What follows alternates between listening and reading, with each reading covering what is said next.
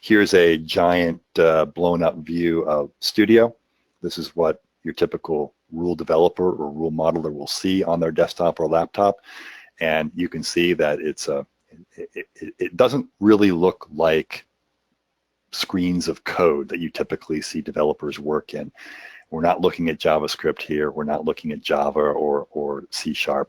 We're looking at something that looks a little similar to a spreadsheet, rows, columns, and the process of constructing these rules involves dragging and dropping elements from the left onto the right, which we won't do that today. That's not the purpose of this call, is to show basic rule modeling.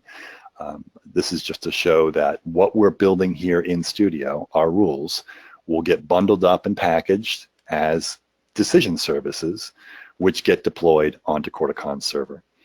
And we call them decision services once they're on Corticon's server and available for use by an application. A different way of visualizing this is to kind of look at the standard multi-tier or n-tier architecture that's still in use today, where you've got at the very top, you've got the layer that users see, the user interface. Doesn't really matter what kind of device we're talking about here. This is the way the humans interact with the application.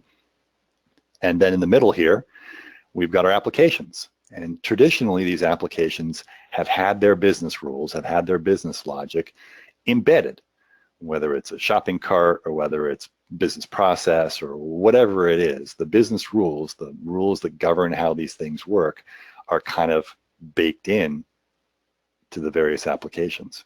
And then underneath, there's a data layer, which has been separate and discrete now for several decades, your Oracles, your DB2s, et cetera, where your enterprise data is being stored and managed separately. So there's already this paradigm within IT of separating components into different layers.